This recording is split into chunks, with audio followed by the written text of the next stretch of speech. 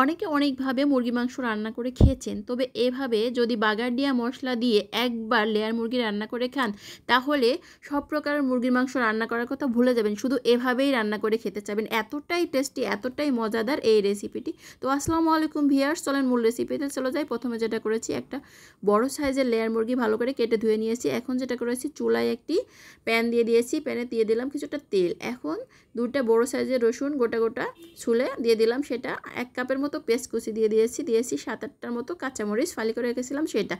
এখন যেটা করবে, একটু নেড়ে ছেড়ে দিয়ে দেবো হালকা একটু লবণ এবং হালকা একটু হলুদ দিয়ে আমি সুন্দর করে পেঁয়াজ মরিচটা যতক্ষণ পর্যন্ত সুন্দরভাবে ভাজা ভাজা না হয় ততক্ষণ পর্যন্ত ভেজে নিব। এই তো কিছুটা নরম হয়ে এসেছে। এখন যেটা করব, শুকনা মশলা দিব 1 চামচের মতো ধনিয়া গুঁড়া, 1 চামচের মতো জিরা গুঁড়া, 1/2 চামচ দিয়েছি গোলমরিচ, আর 8-10টা লবঙ্গ, 8-10টা এলাচ এবং দারচিনি দিয়েছি 3-4 টুকরা দিয়ে ভালো করে ভেজে একই সঙ্গে তুলে নেব এভাবে। এই তো সব কিছু তুলে নিলাম।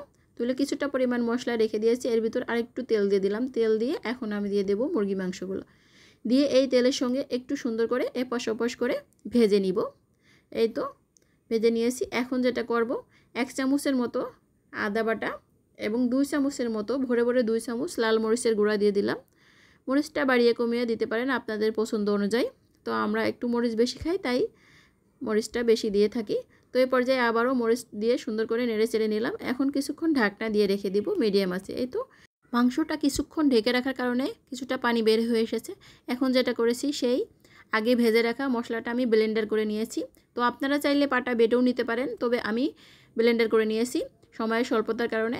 এখন এই মশলাটা দিয়ে সুন্দর করে একটু নেড়ে চেড়ে কিছুক্ষণ ঢাকনা দিয়ে রেখে দিব। তো এই পর্যায়ে আমি যেটা করেছি, 1 চামচের মতো হলুদের গুঁড়া দিয়ে দিলাম, আর লবণটা আমি আগেই দিয়েছি, তো সেটা দেখাতে ভুলে গিয়েছি। তো এখন কিছুক্ষণ নেড়ে চেড়ে আমি ঢাকনা দিয়ে রেখে দিব। এই তো এ পর্যায়ে মাঝে মাঝে ঢাকনা সরিয়ে মাংসটা একটু নেড়ে চেড়ে দিব। আর ওই মশলাটা দেওয়ার কারণে মাংসটার কালারটা খুবই সুন্দর এসেছে। তো এভাবে করে মিডিয়াম আছে আস্তে আস্তে করে সুন্দর করে একবার কষিয়ে নিব। তো এ পর্যায়ে কষানো হয়ে এসেছে। এখন যেটা করেছি, যে মশলাটা ব্লেন্ডারে করেছি সেই ব্লেন্ডার ধোয়া পানিটা দিয়ে দিলাম 1 কাপের মতো, দিয়ে আবারও কিছুক্ষণ নেড়ে চেড়ে কিছুক্ষণ ঢাকনা দিয়ে রেখে দিব। আর মাঝে মাঝে ঢাকনা সরিয়ে নেড়ে চেড়ে দিব। এভাবে করে আবারও আমি সুন্দর করে কষিয়ে নিব। আমি মাংস 2বার করে কষিয়ে নিই, তার ফলে রান্নাটা অনেক টেস্টি হয়। তো এই পর্যায়ে আগেই আমি আরেকটা প্যানে আলু ভেজে রেখেছিলাম, সেই আলুটা দিয়ে দিলাম, সঙ্গে কয়েকটি শুকনা মরিচও ভেজে রেখেছিলাম। তো আপনারা চাইলে শুকনা মরিচ দিতেও পারেন, নাও পারেন। তো এই পর্যায়ে আবারও একটু নেড়ে চেড়ে ঢাকনা দিয়ে রেখে দিলাম।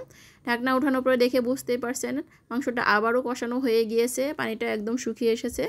তো এই পর্যায়ে আমি যেটা করব, আবারও কিছুটা পানি দিয়ে দেবো। এই পর্যায়ে একটু পানিটা বেশি দিব, কারণ যেহেতু একটু হালকা ঝোল ঝোল রাখবো।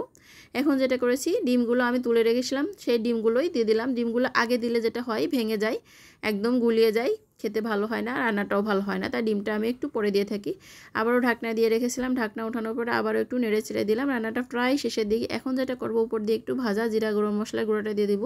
এটা দিলে রান্নার স্বাদটা আরও দ্বিগুণ বেড়ে যায়। মাশাআল্লাহ, অনেক লোভনীয় হয়েছে আর খেতে খুবই দারুণ হয়েছিল। তো আপনারা চাইলে এভাবে করে লেয়ার মুরগি রান্না করে সবাইকে নিয়ে একটু সুন্দর সময় উপভোগ করতে পারেন। আর যদি আমার রান্নাটি ভালো লেগে থাকে, প্লিজ একটু লাইক, কমেন্টস এবং শেয়ার করতে ভুলবেন না। আল্লাহ হাফেজ, সবাইকে অনেক অনেক ধন্যবাদ। ভালো থাকবেন সবাই।